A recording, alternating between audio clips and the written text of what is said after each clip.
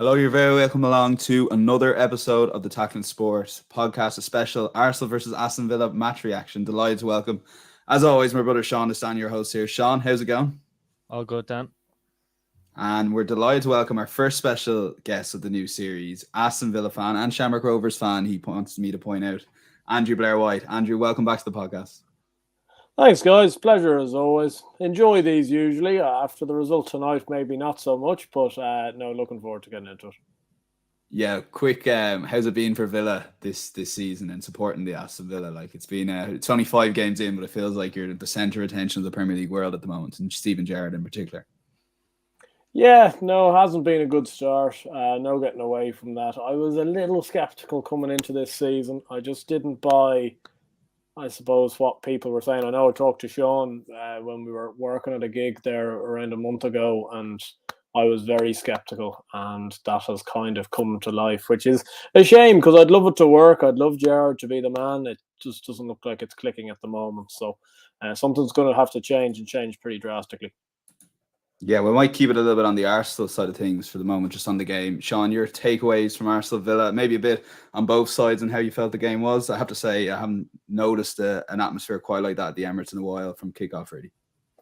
Yeah, it does feel like two clubs in kind of different trajectories. It does feel like there's a big connection with Arteta and the players and the fans at the moment, and with Aston Villa, it's probably the opposite. And one thing Arsenal have done well in all the games really is start well. And that first 15, 20 minutes tonight, I thought Arsenal were outstanding and probably should have got a bit more value for their attacking efforts. And then you look at Aston Villa, I just thought they were really tepid, and it took them an long time to get into the game. And I think they were probably lucky to still be in the game with half an hour to go or whenever they got their goal. But no, I think that the signs are good for Arsenal. Look, there's tougher tests to come, and especially now Sunday.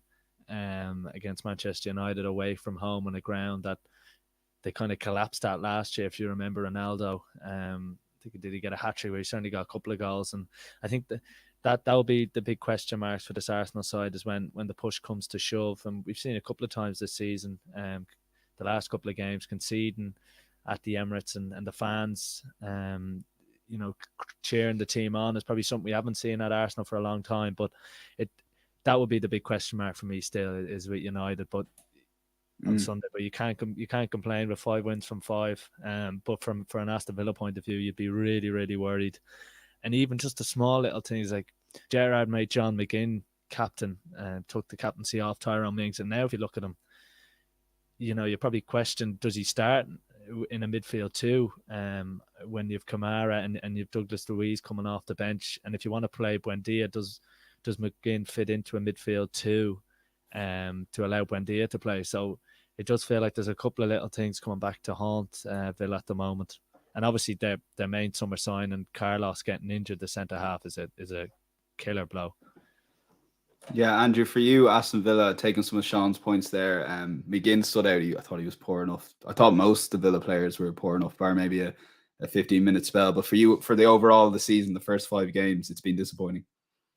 It has been. Look, as Sean says, there's been a few uncontrollables in there. The centre half, Carlos looked superb in his 2 games. Goes off the, ruptured Achilles, and that's him done for the season pretty much. And when you're spending 30 million on a centre half that's meant to be shoring up the defence, then that's obviously desperate news. But there's more to that. I don't know what the story is with the Mings situation. It's one of the ones that I think it just could have been handled a lot better in a lot of respects. I think it could have been handled, earlier on in the summer. If this is the way he was wanting to go down, why don't you say that a week after the season finishes? Instead, we wait till a few days before the season starts. Then there's a big thing about it. Looks like there's a falling out. Then he's kind of coming out with a few cryptic messages in the press conferences leading up to the first game against Bournemouth. Drops Mings. Then we're all at sea defensively, and he starts him next week. So there's kind of no continuity to even his own decision making.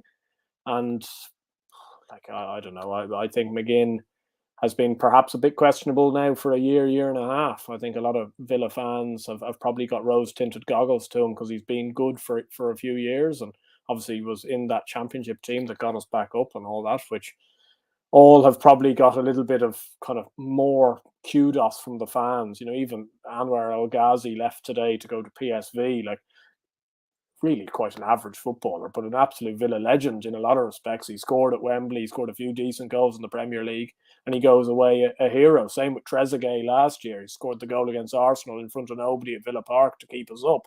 So it's weird how those guys work, but I think there's a lot of things that just need to change. And I think the worst thing for me, when you're looking at the club you support, you want to get behind the players.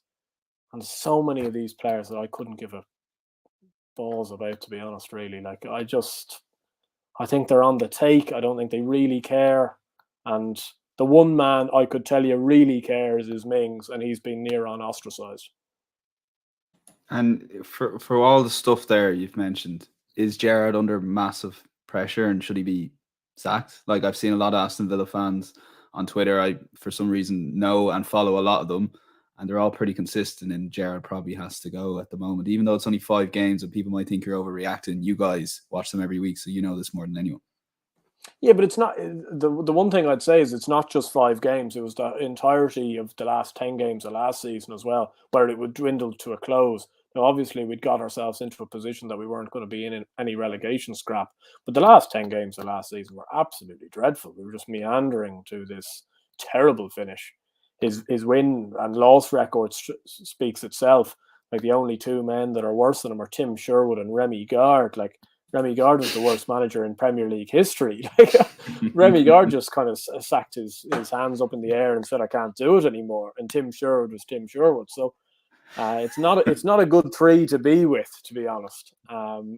Now, I'd probably be in that camp, to be honest. I just don't see the future. I don't see where it's going. I don't see how it's going to correct itself. But at the same stage, I'm there going, well, who do you bring in?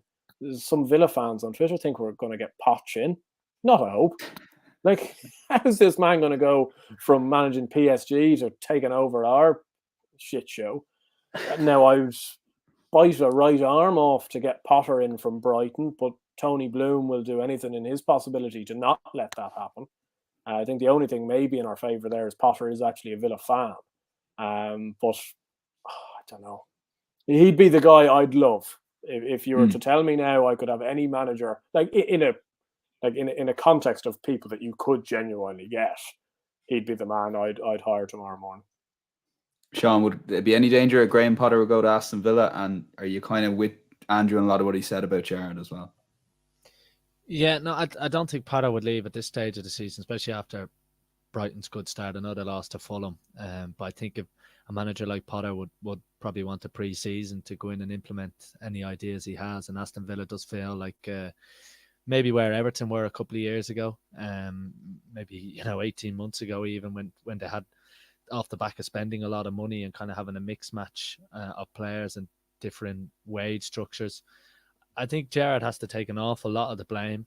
I think his demeanour when he comes out in his post-match interviews and he tries to take all the blame and he says it's on me sometimes, and then he was talking about needing a spark and things like this. He doesn't help himself, I think. Obviously, the big news this summer was losing Michael Beale, who was with him at Rangers, and he's gone into QPR, and after a slow start, they picked up a few wins, and he brought Neil Critchley in from who was the Blackpool manager into the coaching staff to kind of replace Michael Beale. But I think a lot of people who are close to Gerrard were kind of saying he was the brains of kind of the operation, and he was doing a lot of the work on the training pitch. So I think there's probably a little bit of that happening in the background as well, and all the stuff with Tyrone Mings he's kind of brought on himself. To strip Mings of the captaincy to kind of make him surplus to requirements, and then one bad injury happens and he's shunted back in there.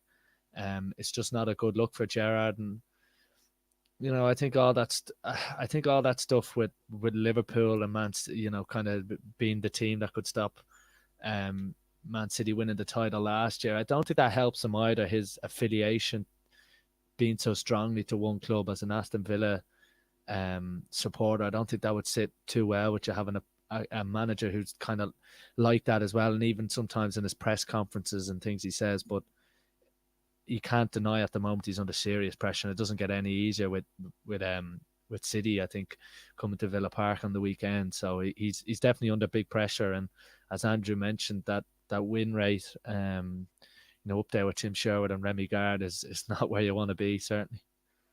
What would you say, Andrew, to fans of other clubs to say, not to get too like say, for example, the Arteta project at Arsenal, there were low times in that project. And like particularly, I remember the Europa League defeat to Villarreal to stop Arsenal getting into Europa League final that potentially could have brought Arsenal back into the Champions League. What would you say to fans are like, would stick with the process a little bit with Gerrard? Like, is there any sort of chink of light there that you'd say, yeah, let's just stick with him here for a few more games? Is there anything, like if you were making the other counter argument, how would you go about it in terms of what good Gerrard has done? Because he obviously got off to that great start when he first came in.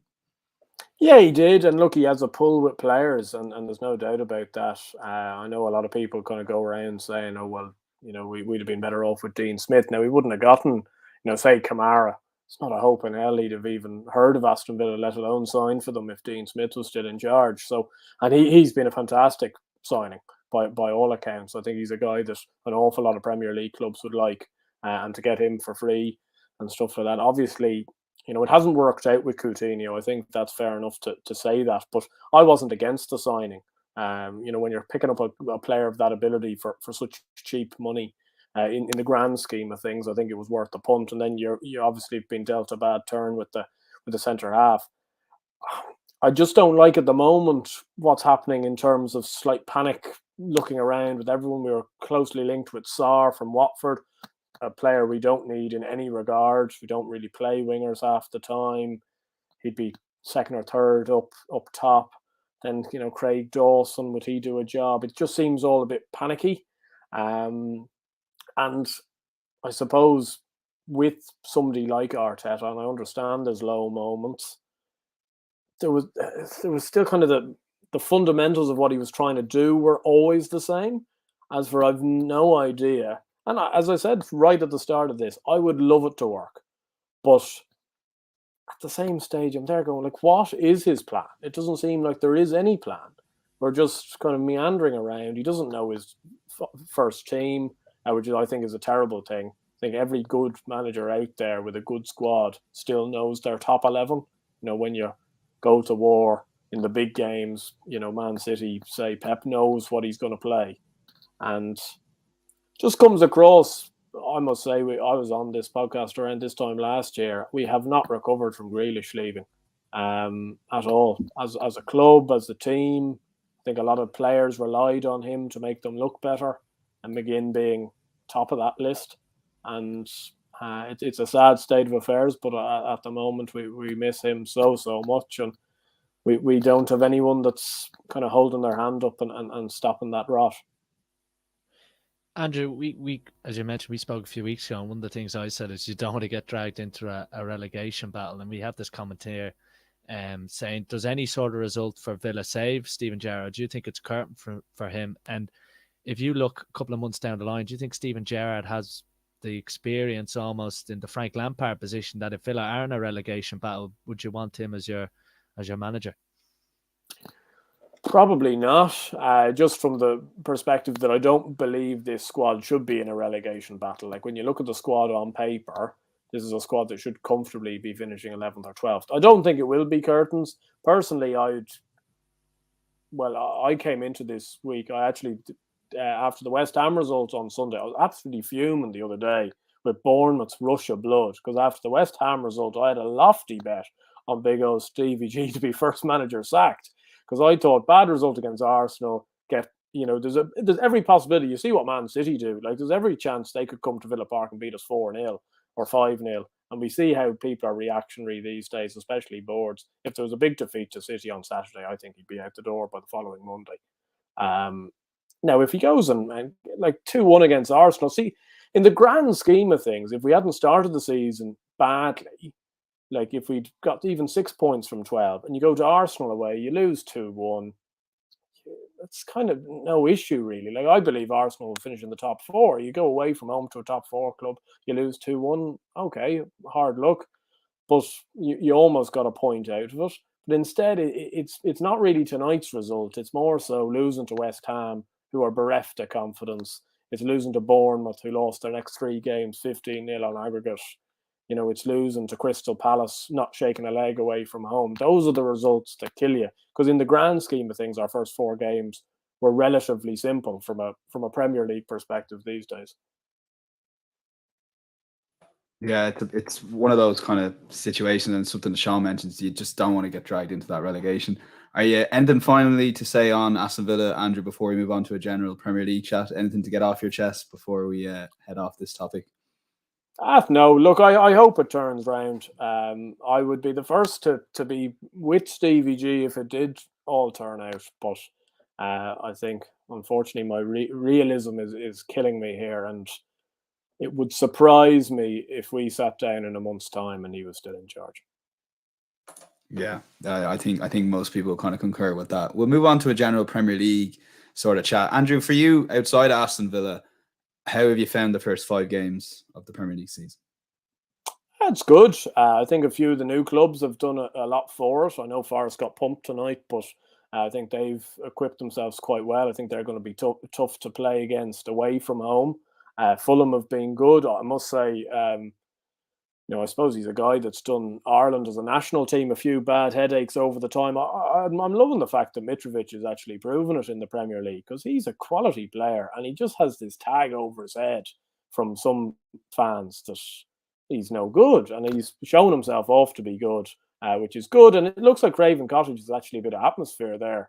It looked like a bit of a morgue for the last 20 years, but it's actually kind of got back in. But that's what you need from those types of clubs. Like when you get the newly promoted teams and you're going away from home there and thinking, Jesus, like Brentford had it last year, and you go, Jesus, this is a hard place to get a result from. And then the top teams are top. I must say, like your man Haaland is different gravy whatsoever. Like he's just like, wouldn't you love to have him? He's got, like, I think he's got psychic instincts. Like even the other day against Palace, when John Stones scuffed his shot for Haaland's second goal, I think it was, to put them 3-2 up. It was as if he'd foreseen that John Stones wasn't capable to put this in the back of the net and is going to scuff it. So I stand not near the goal, but just off it. Like, I don't know how you do that, but I think it's been good. The only thing I would say, which I don't want to pee on any parades here. No, I know it. No, I don't buy the title talk whatsoever. In fairness, I think Sean might agree with you. Yeah. This is obviously Arsenal and the title talk. You can allow us fans to dream a bit, Andrew. No. No, I understand that, but I would say as an Arsenal fan, one would be very content finishing in the top 4. Would you not? 100%, yeah, and particularly given how last season went. It was just the other day when I sat down for a few minutes and had a good think about the way we were playing this season, and I just thought if we weren't named Arsenal, I just think we'd be given a bit more respect. Like in the betting markets, as you well know, Andrew, Arsenal are 3rd favourites at the moment. But speaking to people outside that bubble, I don't think we're quite getting the respect we deserve. And I think since I said that, we've gotten 2-1 victories over Villa, who have lost 4 out of 5 games, and newly promoted Fulham. But there was something in those 2 wins that would kind of lead you to believe that maybe there's something there. Although I would say, as Sean has rightly said before, that the tougher tests like Sunday at Old Trafford are to come for sure. Yeah, absolutely. I think you're right there, Andrew. I don't think Arsenal fans will be thinking of the title. I think they're just enjoying the kind of the roller coaster. Well, the smooth sailing at the minute, but I think when the Europa League kicks into gear, I do think Arsenal squad's just a little bit thin, and a few injuries, like even a bad injury to El Nene, things like that. It'd be interesting if Arsenal are busy tomorrow on transfer deadline day. I think there is definitely need for a midfielder. Although I must say I thought it was Lokonga's best game for Arsenal tonight, but I'd be quelling any title talk. I do think Europa League should be the priority. Trying to win that competition is, we've been in it for, the last 4 or 5 years, and it's about time Arsenal got their hands on the trophy. See, I would probably prioritize the Prem a little bit. And we're so far ahead of like 7 points ahead of Liverpool. It should have been 9 points had the referee blown it up in the 5th minute at a time that he added. But yeah, it's there's just a little bit excitement. I would say that Partey's been a massive injury loss, and Zinchenko's been a massive loss. And I think ultimately those injuries, Arsenal can't afford any injuries. But yeah, Sean, a little bit on Mitrovic. It was interesting that Andrew brought that up. I was looking at his stats, and every year in the Championship, his last 3 seasons in the Championship, as you well know, Sean, his goals have gone up every single season for those 3 seasons. And he did score 11 in his third last Premier League season, or second last Premier League season. And then obviously had the 4 goals scored the last season. But he, honestly, I watched him against Arsenal and I thought he was absolutely immense. And he ran the show for Fulham there. And not just his goal, but everything outside of that. So big up Mitrovic, and obviously Haaland, as Andrew mentioned, is a danger to any team he plays, and he could easily score 40 goals this season. Yeah, no, you mentioned Mitrovic. I think there was a lot of talk when he kind of stayed at Fulham, the year they originally went down. And he obviously likes it there. It's living in London. He was at Newcastle. Is probably, a bit stereotypical, but I think he's probably enjoying life more in West London as opposed to up north in the north of England. But no, he is incredible. And obviously we've seen it with Ireland coming up against him. There's obviously that famous lob on Mark Travers. I think it was over 40 goals last year in the Championship. And the way he bullies defenders, you saw even in the opening week against Liverpool, just he brings his wide players into the game. He gives the centre backs an awful lot of trouble, and even that goal he scored against Arsenal where he forces Gabriel into a mistake, that's something he probably doesn't get enough credit for. And then you go to the opposite kind of age spectrum, you go to Haaland, like this, he scored 8 goals in his first 5 games. It's 2 hat-tricks in a row. It's incredible, really. And I think that the thing with Erling Haaland is that Andrew says is like he's still kind of getting used to the Premier League. Like this, to be that age and to score 8 goals and 2 hat-tricks back to back. I mean, the signs are ominous. And I think it would be pretty funny that if Harry Kane was to break Alan Shearer's record and Erling Haaland spends, the majority of his career at Man City, I think Alan Shearer could be third in that all-time list, because Haaland's goal to game ratio already is frightening. And I think obviously, look, Man City should win the league now in the position they are when you see the players they have. And Liverpool's slow start to the season, the Champions League this year is I'm sure that's where Pep will be really targeting. Yeah, and on the Champions League, there's some great matchday 1 games, so really looking forward to that kicking off. Andrew, before we move on and talk about Shamrock Rovers, we've spoken enough about Villa. Last comment in here. Andrew, are you taking Sean Dyche if Steven Gerrard is sacked next week? No. The times are bad, but not that bad, surely. Surely they can't get that bad. Well, actually, I saw Sean Dyche was at, I think it was Creamfields or one of those festivals, and he was kind of dancing away, enjoying his break from Premier League management. And then obviously there was a couple of great tweets when Scotty Parker got sacked that Sam Allardyce was looking for a couple of bedroom house in the south coast of England. So it's the old managerial transfer room mill's already going round. It's not even September. Yeah, I love that, Andrew. Stick to your guns. Aston Villa are a massive club, but I think Sean Dyche would do all right. But as you see from the banner here, we're going to speak about Shamrock Rovers, and it was a special request that, well, me and Sean were already going to bring you on to talk about Shamrock Rovers, but Andrew insisted in his reply to me that we don't spend the whole podcast talking about Aston Villa and Steven Gerrard. So a promise is a promise. Andrew, sum up the last couple of months for Shamrock Rovers. Yeah, it's been a much more happier story. That's why I wanted to talk about it more. No, it's been great. It's been a good season. Obviously, a great European run, which is fantastic for any League of Ireland club. Now got ourselves into the Conference League group stages, which is fantastic. Like, it's a real exciting time for everybody. It was a good draw, I thought, in terms of like 3 clubs that everyone's heard of, everyone knows, but at the same stage, 3 clubs you're not frightened about. Like, I know people are saying you want to get a Fiorentina, West Ham or something like that. Do you really? Like, it means 0 points from 6 before you've even set foot on the field. As for with Ghent, Malta and Djurgårdens, like, yeah, they're going to be hard. No qualms about that. But, there's certainly 3 games that you'd have a chance with, especially at home in Tala and we've won all 4 of our games in Tala this year. We've beaten some good sides in there as well, like Ferencváros, Ludogorets. They're good teams, with good European pedigree. So it's an uplifting time at the moment. Then you get a few little added bonuses in there. Obviously, Bazoon, whose transfer to Southampton was advantageous, not only for us from a financial perspective, but also the kid's a massive Rovers fan. Like, he was obviously off for a month or so in July. He was in Tala every Friday night. He was he was obviously signing a few autographs, posing for a few photos with younger fans. But at the same stage, him and his family are just diehard Rovers fans. So it's great for all of us, and to see him go into Southampton and be good as well, like be the starting number one and kind of doing it properly is fantastic. And it just sums up, I suppose, where the club's been over the last 2 or 3 months in a really good, healthy place. Yeah, I always kind of say this to Sean. We always seem the last few years in the League of Ireland to miss our golden generation of a proper club being at their peak when they played the Champions League, because obviously you win the league title and it's not for another 9 months before you end up playing those Champions League qualifiers. I do think watching Rovers now, and I know it's a lot easier to get in the European group stage, hence Rovers have had 2 opportunities to get into the Europa Conference group stage, but I do feel that Rovers are probably as good an Irish side as we've ever had at this late stage of a European competition. Yeah, I suppose it's a good debate.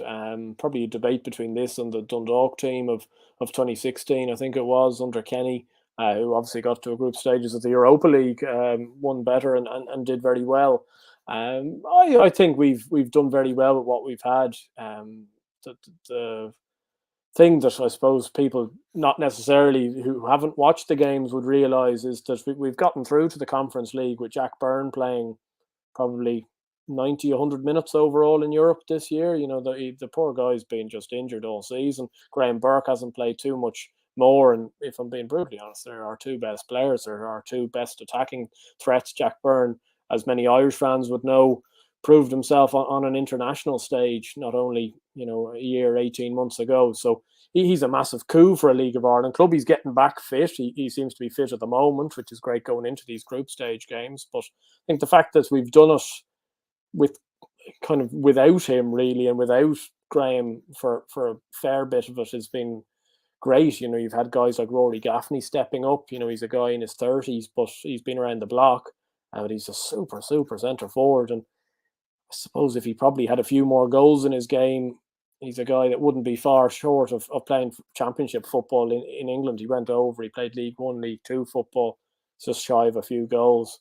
But he's a superb player, and he's led the line with great gusto, and has been a main focal point of a lot of our wins.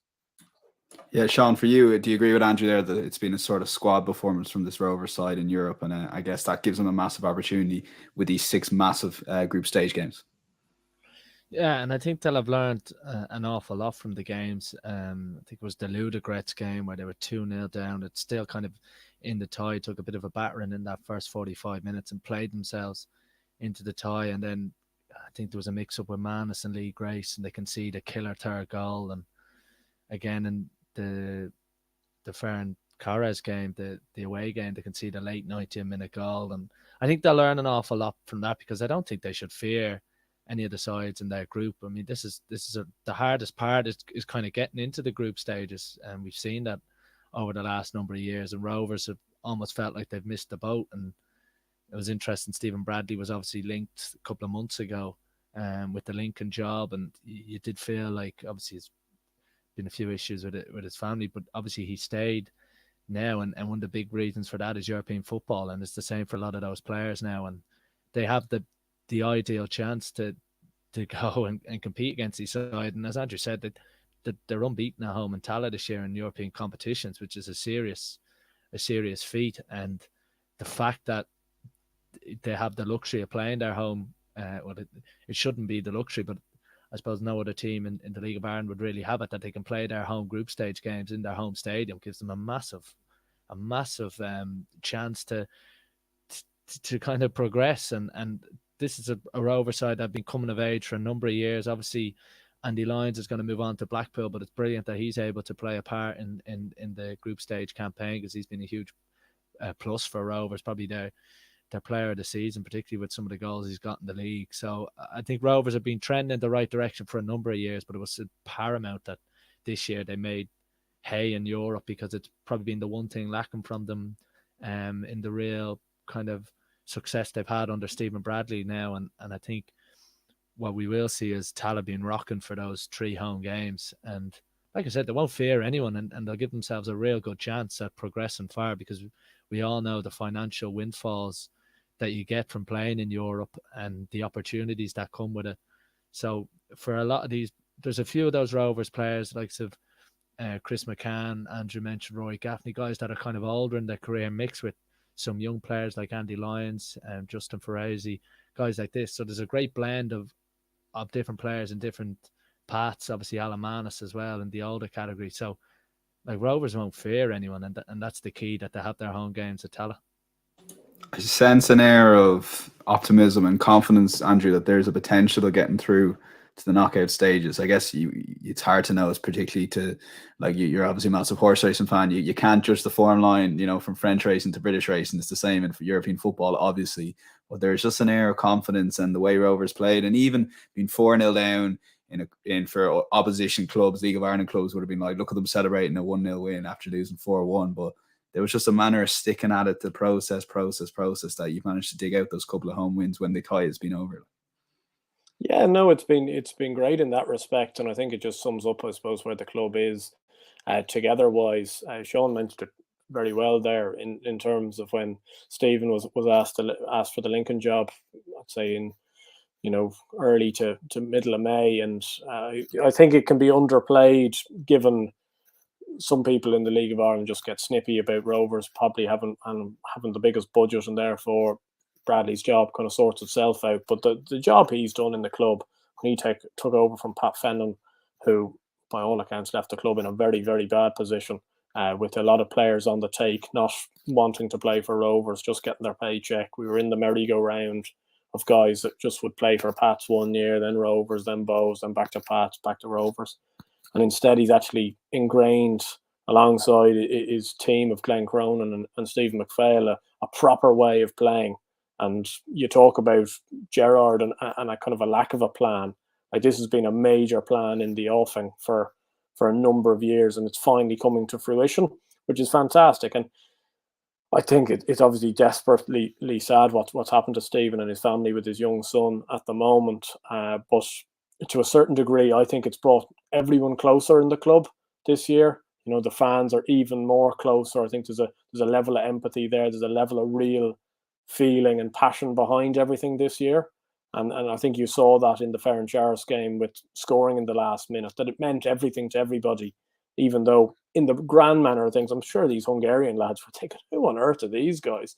They're celebrating like they've won the competition, and they're 4-1 down on aggregate. But it means an awful lot. And to win those games, people forget, winning those games in Europe is 0.5 of a coefficient. So as much as, like, I think the League of Ireland has plenty of problems elsewhere, but a lot of clubs are giving out about Rovers almost being in Europe. And yet the overall coefficient helps everybody. It means the team that comes fourth, comes third, has a better chance of being seeded in the Conference League. And we saw Pats go a few rounds this year. That's great.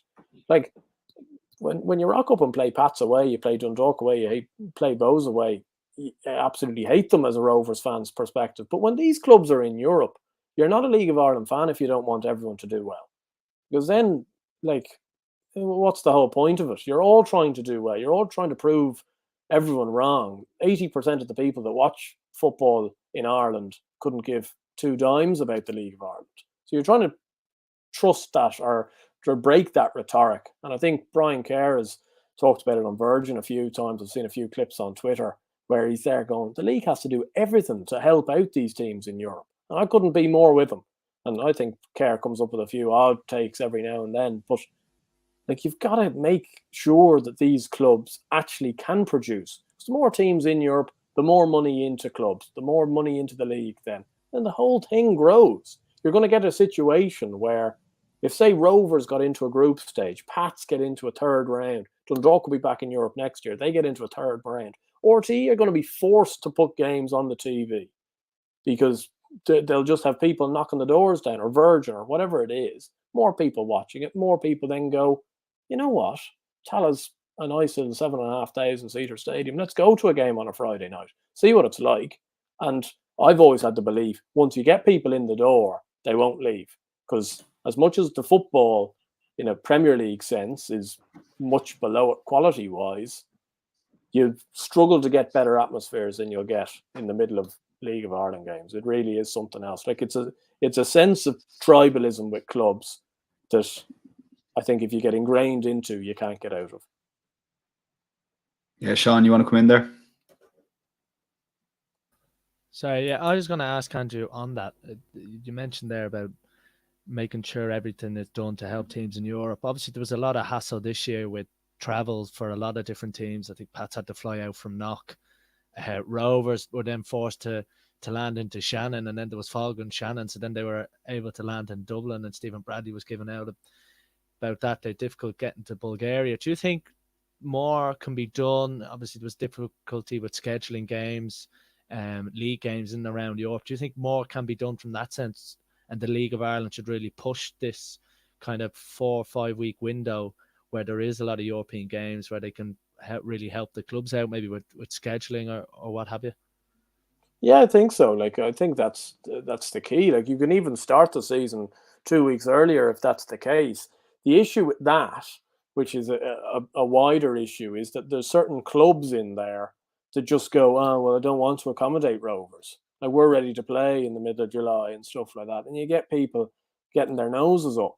And like, we had a situation after, I think it was, I can't remember which away game. It might have been Shuppie away. Was it the Macedonian tie? And we had Derry away on the Sunday. And like we were asking for the game to be put back to the Monday. So really a very sensible thing to do. Like, in the grand scheme of things, not going to kill anybody. Derry wouldn't have it. Now, Derry have their noses up because they got dumped out of Europe by some crap Latvian team and have been useless in Europe for years. But they then just get their hind legs up that, oh, well, actually, we can just beat Rovers in the league here. And they kind of see it that way. And that shouldn't be the way you approach it. You should be winning the league or winning games in the league on your merits. And I understand a team in Europe is going to have fixture congestion, but not putting a game back to a Monday when it's 24 hours worth in the difference. It mightn't even been that much, 18 hours in the difference. You're there going, well, it's just silly. And it's just stuff that I think small little things like that are killing teams, because you're going to then go to Europe and you're going to be flat out. And like that somewhat happened when we went to Hungary for the first leg of the Ferencváros game. We're out on our feet.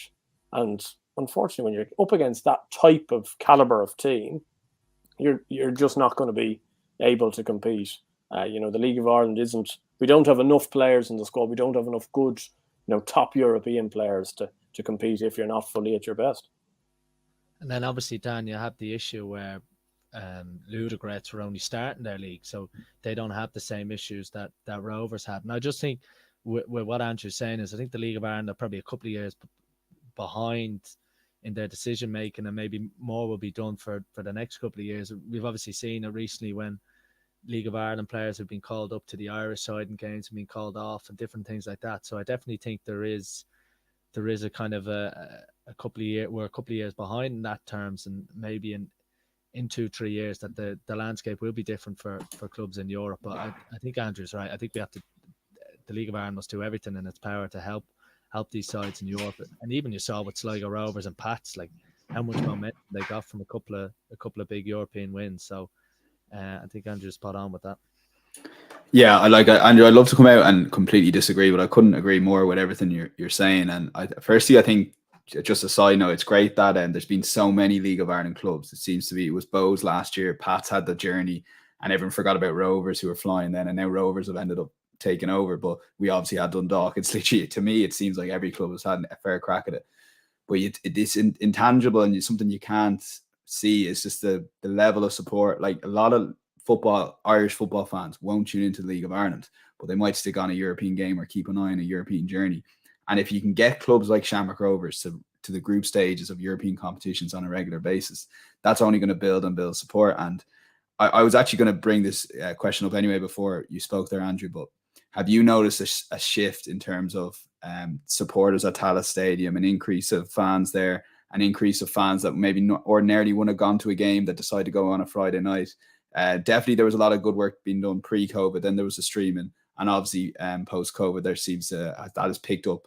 What is your kind of take on that? And have you seen that increase based on these European performances and an increase of promotion in the League of Ireland as well?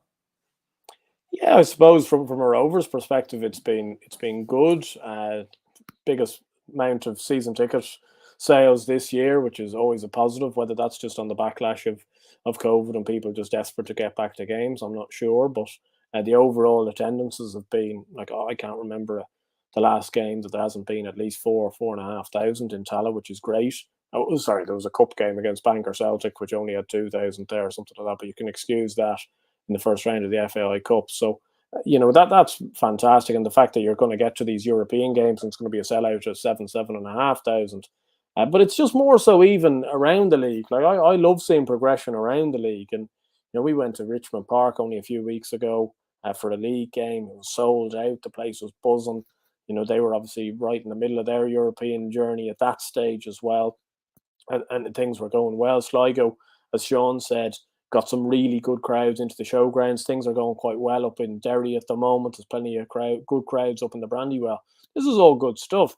And I think it just needs to keep trying to continue that way. The only problem that the League of Ireland has is you're just going to get very few people that are going to look on a Friday night and say Rovers are at home to Derry and go, I need to watch that.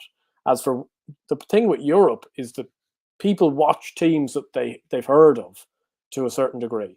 So you're going to have a situation where Rovers are going to play Ghent at home or Ghent away or whatever it is on Virgin Media. And you know what? People are going to go, oh yeah, I've heard of Ghent. They've had a few good players in the past. They're in the Belgian league. The Belgian league's pretty good, and then people start watching it. Malta's the same, they were in the, Europa League group stages for years. So therefore you've got people then thinking, you know what, I've heard of these teams and it's now Rovers' chance. And this is the thing that almost kills you, because it's the real chance if Rovers did quite well. Like if they managed to even win one game, draw two or something like that, end up with 4 or 5 points, people would go, that team's not bad. And therefore the league mustn't be too bad. And that's where you're going to get people to buy in. It's no different to anything. Once you can prove yourself at a better level, like God forbid if Rovers got through. Like I know you were saying that earlier. I don't think that will happen. But if they did get through, I'd get a nosebleed. I wouldn't be able to come back onto one of these podcasts. I'd collapse outside Tallaght. So it would be no good for my nerves. But it would be tremendous. Like it would be the biggest thing that's ever happened in League of Ireland football. Now, as I say, that's a shot in the dark probably with the teams we're up against. But it's fantastic to have that feeling. And the fact that you've got younger players, and with Rovers, they've already earned 3.3 million from this whole European thing. It's being invested back in the club, getting back into the youth setup. You've got a few good young players there. Obviously, the Bazunu situation, Lyons is gone, picked him up from Bowes for modest money, only 15, 20 grand at the start of this year, selling them on for 300 and add-ons. We've got Ferrisage, who's turned down Sampdoria to sign a professional contract at Rovers. He'll leave in a year and a half, but he'll leave for money as a result. And I know there's an awful lot of talk about Ferrisage, but the young lad with the dreadlocks is a tremendous player, Gideon Teta. He's a guy certainly to watch. He is a fantastic player, only 17. He plays kind of in the advanced in the hole. He's come on a few times. He looks absolutely proper. You've obviously got Idemo, who scored a few goals up front as well. These guys will all end up leaving because that's somewhat what the League of Ireland is. But like I know we're talking completely different scales, but say Potter and Brighton, where you're bringing in, or you've managed to get the likes of Cucurella, Basuma, Ben White coming through, this sort of stuff, and you're picking these guys up for buttons and then selling them for big money, and then it goes straight back in. You pick the next bunch of guys up, and that's what Rovers are being able to do now, and that conveyor belt will hopefully continue on, because with money keeping on coming through the club, you can invest more, you can get these younger players to stop going over to Chelsea, Man U, Man City, age 15. That's no use for League of Ireland clubs. You need them signing a professional deal. If they only play 5 games for Rovers in their life, fair enough. They'll then be signed. Like Bazunu only played 10 games. I remember a penalty save down in Turner's Cross as if it was yesterday. But then you sell him for 600 grand with a few add-ons in, and you overall make 2 million out of the guy. And that's the sort of stuff League of Ireland teams and clubs need to aspire to get to. Yeah, Sean, the Andy Lyons transfer jumped out at me just because the amount of money involved. We spoke last week on the podcast about that money in League of Ireland clubs getting the money from the likes of Championship, which are Blackpool obviously, and League One clubs would be less money. But for you, kind of along those lines with Andrew, in terms of these clubs, and obviously Brexit has accelerated the fact that most of these players will probably stay in the League of Ireland and then get their move to League One, or sometimes in the case of Andy Lyons into a Championship club. Yeah, and I know Rovers have done great work and are doing great work in terms of making sure the young players have the education. It was always something Damien Duff spoke about, how at 17, 16, he wants more of a professional setup for these players in academies, that they're training, going to school, but still training at a high level. And obviously I remember Bazuna, I think he was in Ashfield College when he was in 6th year, and Rovers were having the link with them, and obviously him and his parents wanted to make sure he did a base of education before going over to Man City. And I think Andy Lyons is the same. Obviously, he went to Blackrock College. He's got his leaving cert in, and now he's going over to England at 21, 22, ready to hit the ground running at a Championship club who are kind of having a bit of a renaissance in the last couple of years, Blackpool.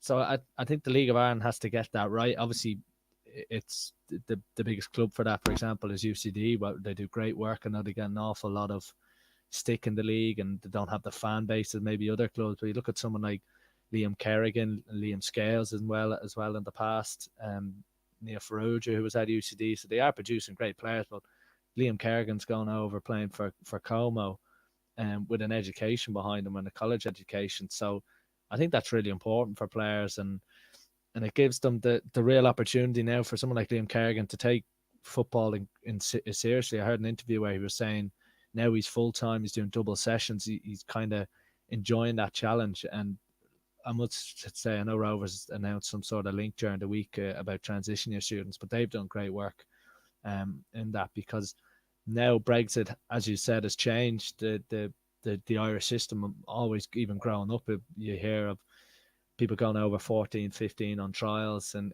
trying to make it to England. And I remember watching a Joey's versus Kevin's game, and watching couple of people I knew playing, and at 13, I remember hearing all these names, and a lot of them in a couple of years later went to, Southampton, Wolves, and now they're back, and they're not at those clubs anymore. And they come back without that real basis of education. And it's something, obviously, academies in England are also trying to help and trying to make that. They've come under a lot of criticism for that, releasing players, and they just fall into the kind of the wasteland of losing their contracts in England. So I think the onus is on a lot of League of Ireland clubs to get that in order, because I think we've proven, I think you look at someone like Nathan Collins and you look at Gavin Bazuna now in the Premier League, and they've both kind of gone down different roads, but we are able to produce top quality footballers. I think we forget that in this country, and hopefully, Andrew mentioned a few players there, Rovers, who have impressed. There's players up and down the league and in the Ireland under-8 systems that I think we just need to make sure everything's in place for them. And like I said, education's a huge factor in that. Yeah, like I can talk about Gavin Bazunu all day. Like, he is honestly, I think he's the proper real deal. And I know Man City have those buyback clauses in to get him back if necessary. And I think he could genuinely replace Ederson there 4 or 5 years. Let's not get ahead of ourselves. He's 20 years of age. Andrew, we do want to talk a little bit about Keylong and Bowes, but I did very quickly, just to give people an understanding of your love for Rovers. Do you get to much games throughout the season? Because I know you're, like everyone, you're mad busy with work, stuff like that. Do you manage to get to Tallaght Stadium much over the course of the season? Yeah. Try to as much as possible. Dad's a member, one of the 500 members or something like that, and I'm a season ticket holder. So we go to it as much as we can. I'd say I've been to 95% of the home games this year. Try to get to a lot of the away games. We've both bought our tickets for all 3 of the home European games today. They came out. We've got. Did you get the package deal or something? Wasn't there? Yeah, we've got the package bundle, which is actually decent enough value, and we've got Ghent booked away as well, so we've got a Belgium away trip to look forward to. So that'll be a class trip. It's always great to go away with Rovers in Europe. There's always a few odd bods there, but no, it's a great club to be a part of, and it's something that Dad got me into at a very young age. Brought me into my first game when I was 4 or 5, and I've been ever since. So it's something that I'll always be grateful for, and fingers crossed it'll keep going for a long time, and that there's good times to come. And what European trips have you done? We've done a few. We obviously did Spurs back in 2011 with the Europa League, which was great. Jeez, we went 1-0 up away to Spurs as well, till I think Pavlyuchenko equalised. But look, we've done a couple. We did one to Norway as well a few years back. So it's been good. We go across with a few of the people that we would sit near and stuff like that. Fellow season ticket holders. Dad's good friends with a few guys that he's been to Rovers with since the age of 12 or 13 back in the Milltown days. So I think Dad used to bunk off school on Fridays to go down to Milltown. So it's been an affair since then, and will continue to be. And it's just, as I say, I've always been with sport into the smaller things. Don't know why it is, but I'd much prefer AIL rugby to Leinster rugby. I'd always prefer League of Ireland football to Premier League football. I can't understand why it's the case, but it always has been. And I think it's just that maybe a bit more sense of community about it that I just love. I love to hear that. Myself and Sean did, before you joined the call there, we wanted to talk a little bit about Keith Long and Bowes. Sean, I'll let you kind of come in on this first, and Andrew, you can follow in. But Sean, you wouldn't be aware of this, but a couple of my mates decided to take in a Bowes game there where they home to Pats on Monday night, and obviously ended up being Keith Long's final game. And we're kind of in the WhatsApp group saying were they booing Keith Long off the pitch? Were they asking for him to go? So, but obviously, can you explain to listeners that aren't quite into the Bowes or the League of Ireland in general, what's gone on in Bowes? He's done great work over the last few years, but maybe it's just sort of petered out over the last maybe 12 to 18 months, perhaps. Yeah, it's an interesting, like, you 8.5 years at any club in any kind of division around the world in this day and age is incredible. And obviously, with what he's kind of had to go through at Bowes, I mean, he's gone through a couple of different rebuilds with teams. Obviously, the cup final defeat to Pats a couple of years ago, and I just think obviously it had been coming to a head this season. He had a few big wins where you thought, oh, maybe that they could get something going this year, but you just look at. If you look at Andy Lyons moving to Rovers, and Danny Mandreo in the past, and Dylan Watts, and that's some of the issues that Keith Long's had. And I think for Bowes that summer, with the big European games in the Aviva off the back of COVID last year, they were probably as good as it got in the cup final as well. And it just now it seems like it's kind of petering out, and the club are kind of maybe going down different. They want to go down a different path, and they brought a few players in like Jonathan Afalobi, and maybe there's a push to move Bowes on again, and maybe it's kind of come to a crossroads where Keith Long and Bowes are going in separate directions. But you can't underestimate the job he did with Bowes, and like I said, to kind of lose players, and even the likes of Georgie Kelly going to Rotherham and things like that. He's always been able to rebuild a squad, rebuild a team, and that's probably been his biggest strength at Bowes. But it does feel now like it is kind of the end of the road. And I think the big thing for Bowes will be obviously this whole talk with what's happened with Dalymount and Talca Park, and the kind of partnership that was in place with them and Shells.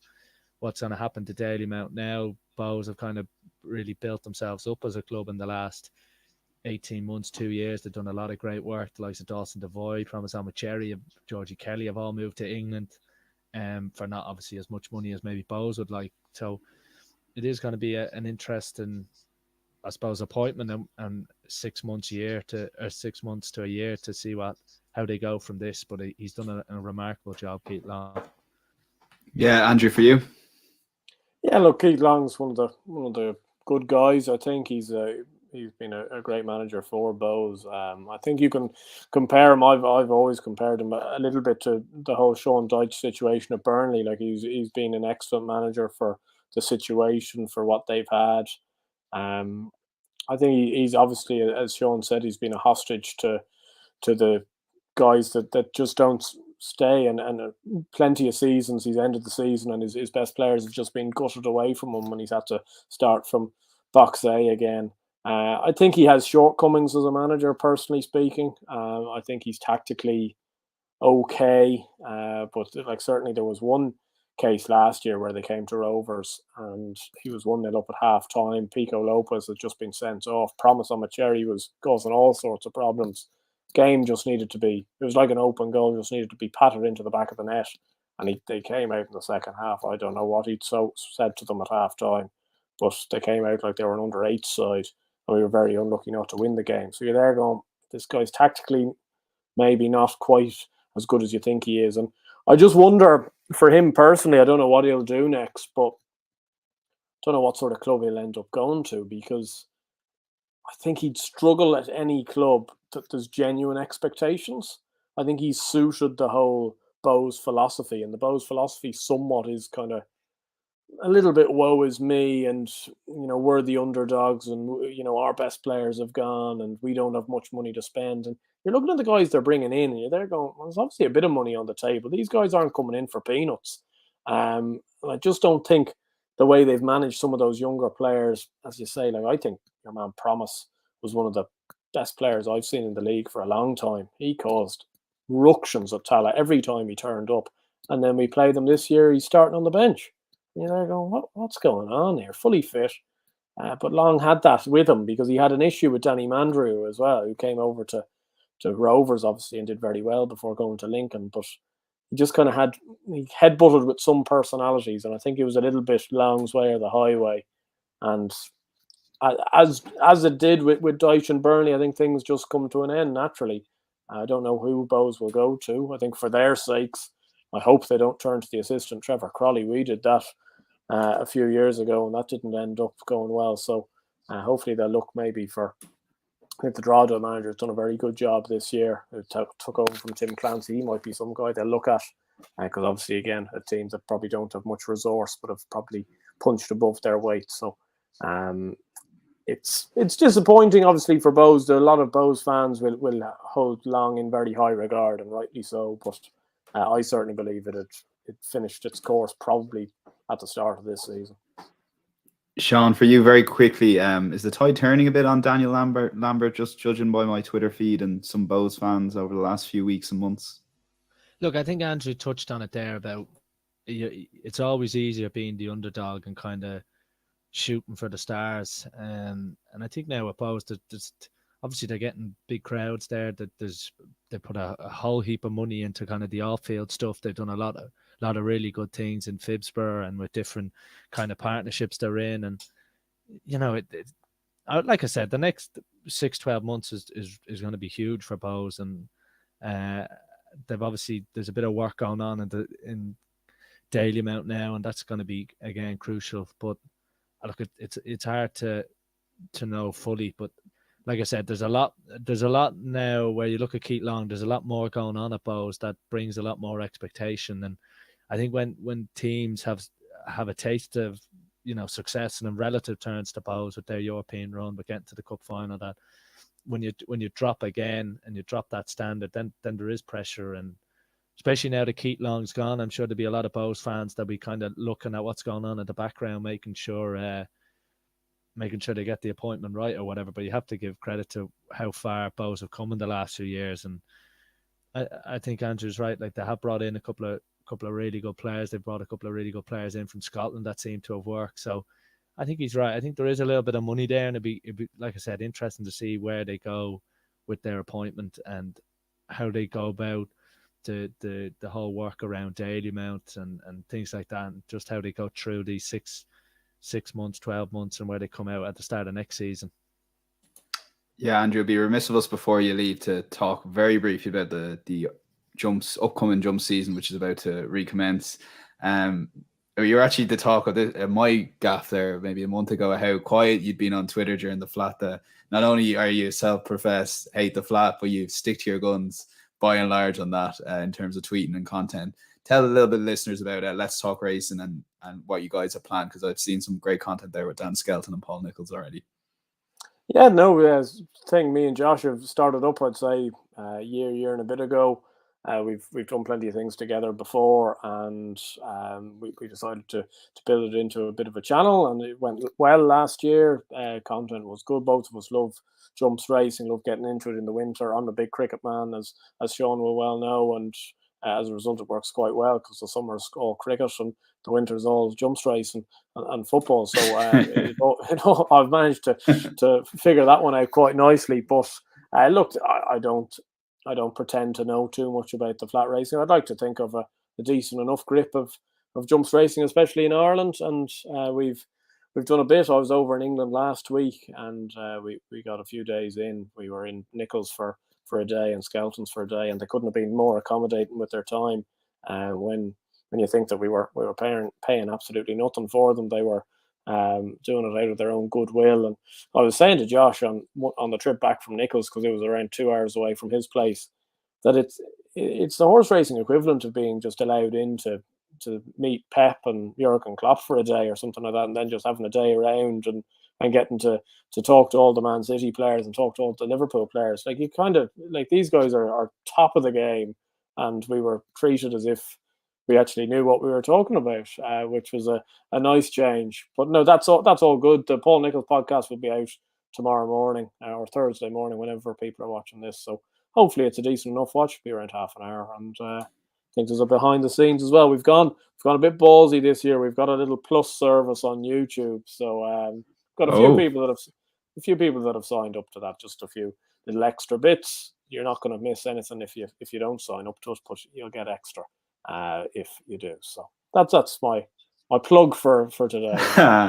I would say that you guys are great listening, and it's bite-sized video. It's snappy at you, and it's absolutely amazing. You also do a little bit of work for Which Bookie. You write a number of tips. The reason I'm bringing this up is got a comment there earlier on about who wins by bigger margin, Haaland in the Golden Boot race, or a certain Albert Bartlett tip that you've tipped up there this morning at 33-1, I believe. Yeah, couldn't hold my piss any longer, to be honest, with that horse in the Bartlett. I've been trying to. I actually wanted to put it up in the middle of the summer, but he'd only won a maiden hurdle, and you're there going, this horse could be anything. Now, he was 66s at the time. Like, I've got a burner account on Twitter that I do like request a bets on, like Paddy Barr and William Hill and stuff like that. So they gave me 66s on taking mustard, and didn't put it up. And then he won at Killarney by half the track, and suddenly everyone cottoned on to it. And he was 33s, couldn't hold on to it any longer. I've been told he's going to go in a very similar route to Bardenstown Lad last year. He's going to run it October, run in Musselburgh February, and then on to Cheltenham in March. So I decided I'd get in relatively first come, first serve, and if people want to back it, fair enough. I think he's quite a good horse anyway, and I know that's his target. Absolutely. Before we go, Sean, Andrew, anything to discuss in the cricket world? I'm a bit out of the loop. I do keep up in the international and test scenes, all right. But in terms of club cricket, is there any sort of rivalries that Tackling Sport listeners for the last minute that have stayed with us would any sort of goss from the cricket world, perhaps? Or well, our two clubs are playing in the Premier League this weekend. Marion are playing YM. I'll be down for a bit, but I must give a mention to Josh Little, who took 5 wickets in the 100, the big competition in England at the moment, which is exciting times. And Andrew will know as well with Harry Tector in the Caribbean, with the World Cup coming down under, that there is kind of hope for this new Ireland team who took a bit of a battering at the World Cup in October, that this year they can kind of kick on. And obviously Andrew's watched it firsthand this year. It's been a frustrating kind of international for the men's side, but they did finally get over the line against Afghanistan. So it'll be interesting to hear just briefly Andrew's thoughts on the World Cup, which I'm sure we'll touch on to later in the year as well. Yeah, I think it's been great. I think they played very well this year. My claim to fame will always be, Dan, that I've captained Josh Little 3 years in schools cricket. So no matter what he does, I can always rest my bat on that. But look, I think that obviously they played very well against India. They were desperately unlucky against New Zealand. A bounce of the ball either way, and they'd have won that one-day series 2-1. They're in a situation where they need to go to Bangladesh in the winter and win 2 games out there, which would be difficult. But if they won those 2 games, they might get into the 50-over World Cup at first glance. So that would be fantastic as well. But I think the team's going the right way. And look, they obviously have this little prelim group before they're getting into the main thing. They should get through. There's no getting away from it. I think it's the elephant in the room in Irish cricket that they should be getting through, but they should have gotten through last year. And as Sean said, it all ended in tears, really. I think the team stratosphere is better off than it was this time last year. I think there's just more of a feeling of what the 11 is, what everyone's job is, and you've got guys, obviously Harry and Josh being some of the younger guys, but also Lorcan and George Dockrell, who have actually kind of really matured into their roles and have kind of put themselves on the map in international cricket. So best of luck to them. I'll be following on every single ball. It's obviously great to see. It's quite surreal seeing Harry going around the world at the moment and picking up paychecks and doing very well for himself. And I think he's got Barbados now. He's then off to the World Cup and then off to South Africa in December. So he's living the life, and good on him. He's been fantastic this year. And as Sean says, to see Josh doing so well in the 100 as well is just an added bonus on top of that. Listen, Andrew, you've been brilliant with your time. Andrew Blair White, thanks a million for coming on the podcast. No worries, Dan. No worries, Sean. Absolutely super as always. Sean, thanks a million. Cheers, Dan. We'll be back next week. Enjoy the weekend of sport. It's a lot of Premier League. If you're going electric picnic, because I'm not, have a great time. And let's pray for a little bit of a rain dance, perhaps, just to make the experience all that more real. But for now, on the Tackling Sport podcast, enjoy the weekend, and we will chat to you next week. Take care.